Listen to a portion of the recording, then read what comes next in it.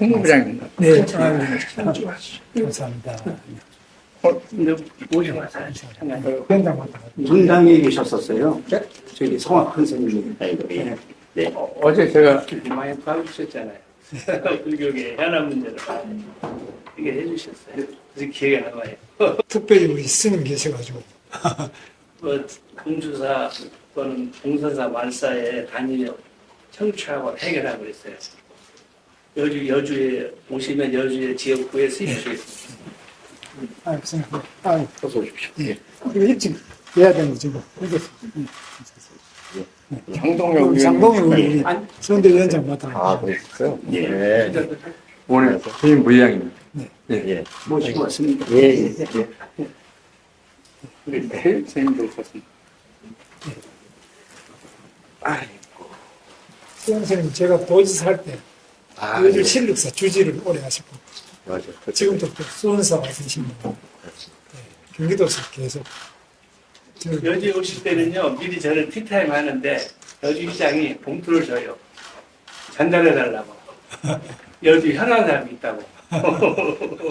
그렇게 많이 도왔습니다, 결국에는. 요즘 지금 바쁘실 건데, 지금 또 아무래도 초파일 하면 바쁘실 건데, 이렇게 시간 내주셔서 감사드립니다. 아까도 아주 그 대후보께서 오신다니까 만나요. 예. 지금은 그 저기 국무위원은 그만두셨죠? 이제? 원래 그만두고 아, 나왔어요. 그만두게 되요 예. 예. 그만 한참 됐습니다. 4월 2일 바로 그만두고 이제. 뭐 제가 이제 직접 듣지는 않았지만 또 큰 뜻을 또 내신다고 하셔서 전에 제가 기억하기로는 옛날에 그 지사 하실 때 그 공적 가운데 뭐죠? 그 대중교통 그 뭐 통합 요금인가? 그거를 하셨다고 그때 처음에 수도권 통합 요금 GT에서 GTX 그것도 하시고 수도권 환승 방역수도. 환승 할인이라고. 그러니까요. 예를 들면 경기도 사람들은 직장이 거의 서울에 있습니다. 예, 예. 경기도는 아파트만 지어놓고 예. 아무것도 없습니다. 서울로 올라오면은 경기도 버스 타고 또 서울교통 갈아타는데 그러니까. 돈을 경기도 예를 들면 1,500원, 1,500원 계속 내야 되는데 저 파주에서 오면은 파주에서 고향 거쳐서 서울 진입하는데 몇 번 내던 걸 합쳐가지고 조금만 내면 되도록 이렇게 된 거예요. 그게 도에서 지원을 아마 한 1년에 한 4, 5천 원 이상 밀어가지고 예. 이 출퇴근 교통요금이 확 줄어드니까 예. 제가 좀 인기가 좋았습니다. 그때 제가 그 기억을 합니다. 그 수도권 대중요금 통합화 뭐 네, 이런 환승 할인 이렇게 환승 할인. GTX도 하셨고 네. 좋은 정책을 많이 하셔가지고 경험이 많으시고 특히 노동 분야 같은 경우에는 거의 전문가시니까 전국 최초로 종무과를 만들어줬으니까 종교 담당. 네, 경기도가. 총무과를 만들었는데 그거는 이제 저는 이제 정치를 하지만은 이제 어떻게 하다 보니까 지금 이제 경기도지사가 내가 행정을 하는데 행정하는 사람들은 법에 나와 있는 그것만 딱 하는데 제일 중요한 것은 공무원만 행정하는 게 아니고 국민들이 알고 참여하고 함께 해나가는 건데 그 중에 제일 큰 게 종교다. 제가 볼 때는. 그러면 이제 종교를 담당하는 공무원이 없어요. 우리 경기도에는 중앙에는 이제 문화체육관광부의 정부실이 실입니까? 실이 있고 그런데 지방에는 그게 없어요. 그래서 제가 전국 최초로 그 담당 과를 하나 만들어가지고 했더니 거기다가 과 밑에다가 이제 불교 담당 개, 그 다음에 이제 기독교 담당 개, 천주교 담당 개, 그 다음 기타 뭐 천주교하고 기타 저만이 하나 세 개 개를 줬는데 이게 이제 담당자가 있으니까 스님들께서 예를 들면은 우리 예를 들어서 불암사다 그러면 불암사 등산하는 사람들 화장실 계속 쓰는데 절에서 다 부담해야 되는데 이거 전화로 어디로 해야 되는 화장실 담당은 누구지? 그럼 또 그럼 뭐 어디다가 이렇게 계속 이 관청이 복잡하잖아요. 그래서 한 군데만 딱 전화하면 불교 담당 계장한테 딱 전화하면 그 사람이 알아야 공문 안에 컨트롤 타워가 되는 거죠. 예, 화장실도 고쳐드리고 그다음에 뭐 예를 들면 뭐 예를 전통 뭐 사찰이었던 그러자 보수 그것도 이 한꺼번에 다 해요. 원스톱으로 그래. 해결하도록 그렇게 해드려야 돼요. 아주 스님들 뭐 귀찮은 거 모르잖아요. 그러니까 그걸 좋아하시더라고요. 돈이 더 들어가는 건 아닌데 그러니까 아주 좋아하시더라고요. 행정 이걸 이제 통합 통과를 해서 이제 하니까 굉장히 빠르고 어쨌든 간에 뭐 이왕 이렇게 저거를 오셨으니까 제가 정치하시는 분들 보고 지금 또 제일 국민들에게 책임을 져야 할 분들이 정치권이고 그 다음에 우리 종교권이다 그렇게 얘기하거든요. 정치권은 직접적으로 이제 국민들의 안위와 또 안녕을 위해서 정치를 하시고 우리는 모든 사람들의 마음 평화와 평안을 위해서 이제 우리가 종교인들이 하는 건데 지금 현재는 뭐 어쨌든 정치인들께서 우선은 국민들을 불편하게 한 데 대해서는 책임을 지셔야 되고 그리고 또 국민들에게 어쨌든 그 전체적인 다 부득한 결과잖아요. 그 여야를 떠나서 거기에 대해서는 늘 국민들에게 죄송한 마음과 참여하는 마음을 좀 가지시면서 주의 주장을 하더라도 그게 먼저 우선 아닌가 싶습니다. 그래 하겠습니다. 절에 오면 이제 다 그 참여하고 자기를 돌아보게 되는데 정치판에 나가면 이제 여의도에서는 이제 서로 삿대질하고 이래 안 하면 가만히 있으면 또 가만히 있는다고 저 잘못한 것보다 이래 되니까 자꾸 이렇게 맞받아치다 보니까 그렇죠. 이렇게 제가 그 국회 점등식 때도 그때 네. 왔다 가셨잖아요. 그때 제가 이제 얘기를 하는 중에 이게 거대 담론적으로는 다들 언론적인 면에서는 동의하고 좋은 말 하고 뭐 큰 틀에서는 뭐 다 똑같이 말을 해요. 네. 국민을 평안해야 된다. 뭐 나라가 안정돼야 된다. 싸우지 말아야 된다. 서로 여야가 협의 협조해야 된다. 대화해야 된다. 아니 근데 이제 디테일에 들어가 버리면 이제 이게 모든 그 악마는 디테일이 있다고 이제 세밀한 데 들어가면 이제 서로 대립을 할 수밖에 없어서 그러니까 저는 가능하면 이게 전 큰 틀에서 반만 가져간다는 생각을 해라. 다 가져간다는 생각하면 안 된다. 반만 가져가도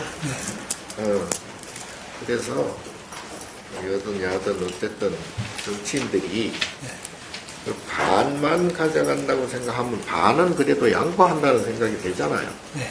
그러니까 더 뺏기지 않으려면 반만 가져라. 그것도 참 쉬운 일이 아니거든. 그러다 보니까 자꾸 이제 집착이 되는 것 같아요. 집착. 아니 그러죠. 이 집착을 풀어야 되는데.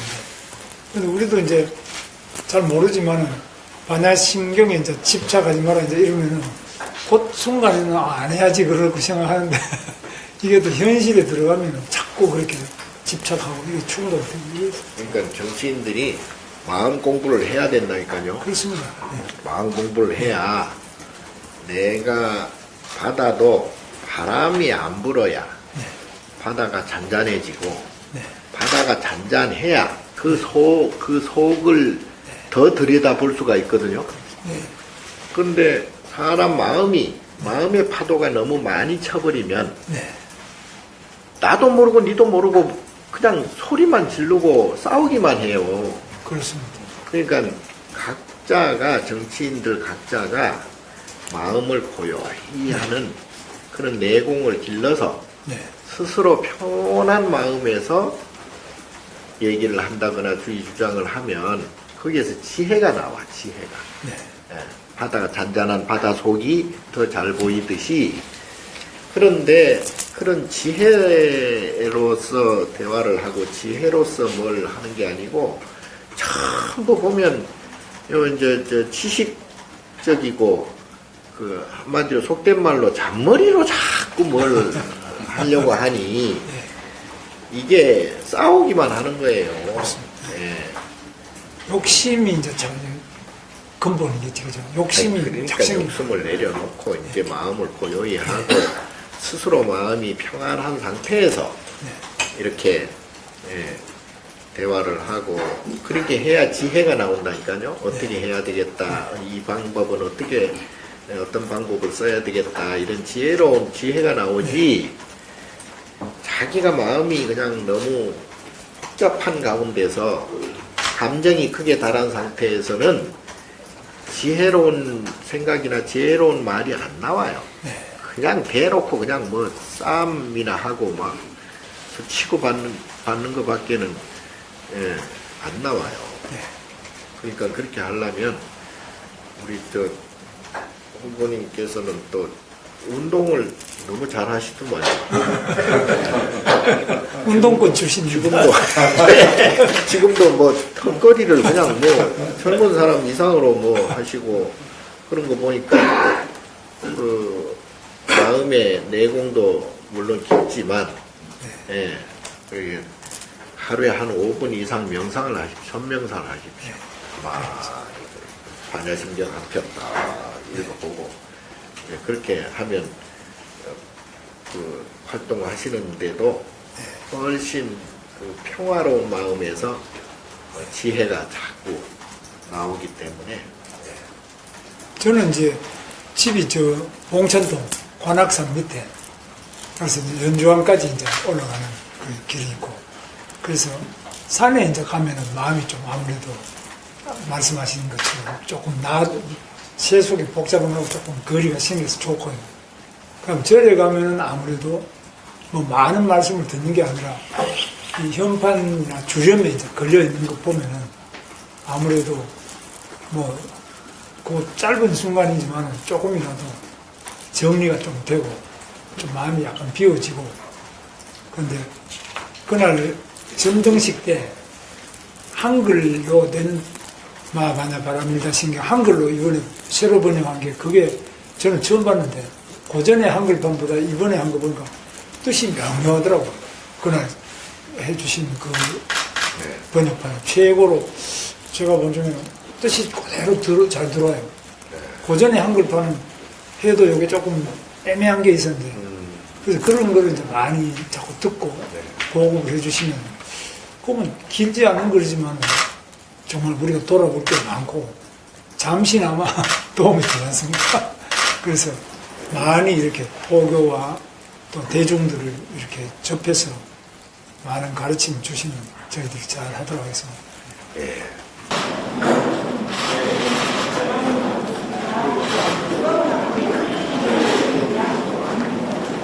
지금 작시형 바로 찍겠습니다. 자, 찍겠습니다. 하나, 둘, 셋.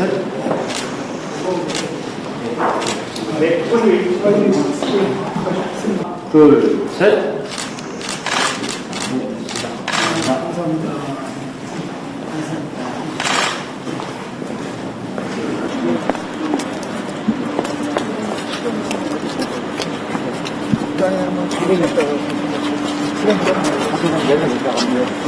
해서는 지금 잠깐 다녀오십시오. 법당에 한 5분 시간 있나요? 잠깐 다녀오십시오. 법당 행합니다. 사장님 가지고. 근데 자기가 지금 올라온다. 자리가 없어. 또 앞으로 들어가서 바로. 발일기 노정진 용금기 환운제일 삼일기 노희경 잠배정진 발운진자 조계사 준지여. 오늘 여론조사 시작하는 데 따르는 각오요. 뭐 우리 국민 여러분들께서 어려운 대한민국을 위해서 이 김문수가 할 일이 많다고 생각하시면서 많은 지지와 성원을 부탁드립니다. 감사합니다. 네. 그건 오해에서 비롯된 건데요. 대중교통에 대한 65세 이상의 어르신들이 무료로 하는 것에 대해서는 지금 지하철이 그렇게 하고 있습니다. 그러면 지하철도 그걸 더 높이자 이런 이야기인데 이건 제가 판단할 때는 버스도 그렇게 할 경우에는 어르신들에게 최고의 복지다. 다른 돈을 뭐 얼마 주자 이런 것보다는 실제로 대중교통을 무료로 어르신들에게 제공해 드리는 것은 복지 중에서도 가장 좋은 복지다. 이렇게 생각해서 그 점은 매우 절실하다고 생각하고 다만 그게 미래의 돈을 땡겨서 지금 쓰고 미래 세대에 부담을 주느냐 이것은 전혀 오해죠. 지금 요금을 무료로 어르신들한테 해줬다고 해서 미래에 돈을 더 땡겨서 쓴다 이런 비판은 그러면 아무것도 안 해야 되죠.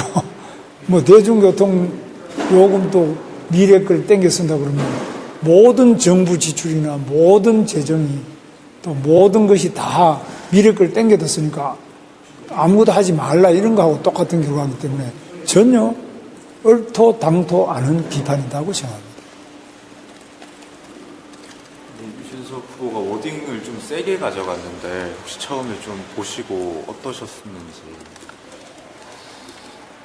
그래서 그 부분은 우리 젊은 세대들의 여러 가지 분노를 정치적으로 활용하고자 하는 이런 정치적인 의도 이외에는 전혀 어떤 합리성이 없다. 또 전혀 연관성이 없는 것을 무조건 노인과 젊은 청년들을 대립시키고 사실이 아닌 피해의식을 젊은 청년들에게 자꾸 불어넣어서 사회 갈등을 높이는 매우 바람직하지 않은 일이라고 생각합니다. 우리는 지금 노인들이 세계에서 가장 높은 자살률을 가지고 있습니다. 세계 최고의 빈곤율을 가지고 있습니다. 이분들에게 뭐 해드리는 것은 버스 요금 연세 높으신 분들한테 무료로 한다고 해서 젊은 세대들에게 피해를 주는 것처럼 미리 앞당겨 쓰는 것처럼 말하는 그 발상이 저는 매우 위험하고 우려스러운 발상이라고 생각합니다. 세대 간 통합 그리고 우리가 어르신들에 대한 최소한의 예우 이런 것들은 우리 국민들 모두가 세대를 떠나서 나이를 떠나서 함께 해야 될 일로 생각합니다. 어떤 의견을 나누신다든지 오늘 회동에서 그런 선거 관계는 뭐 없었습니다. 전혀 선거보다는 마음 닦는 것 뭐 이런 것만 말씀을 하셨고 우리가 아무리 정치를 하지만 평상시에 평정심 마음을 그 본심을 가지고 해야지 욕심만 가지고 정치해서는 안 된다. 잔머리만 굴려서는 안 된다. 근데 불교는 뭐 아시다시피 호국불교입니다. 우리 대한민국이 몽고의 침략을 받았을 때 호국의 그 간절한 염원을 담아서 8만 대장경을 새겨서 아직까지 해인사에서 또 우리 모든 국민들에게 남아있고 유네스코 문화유산이 되어 있습니다. 나라를 지키기 위해서 나라가 어려울 때는 스님들께서 칼을 들고 적을 무찔러서 나라를 지켰습니다. 국민을 지켰습니다. 불교의 이 아주 훌륭한 전통에 대해서 다시 한번 생각을 하고 위기에 처한 이 대한민국을 위해서 저도 작은 몸이지만 정성을 다해서 이 나라와 국민을 지키는데 최선을 다하겠습니다.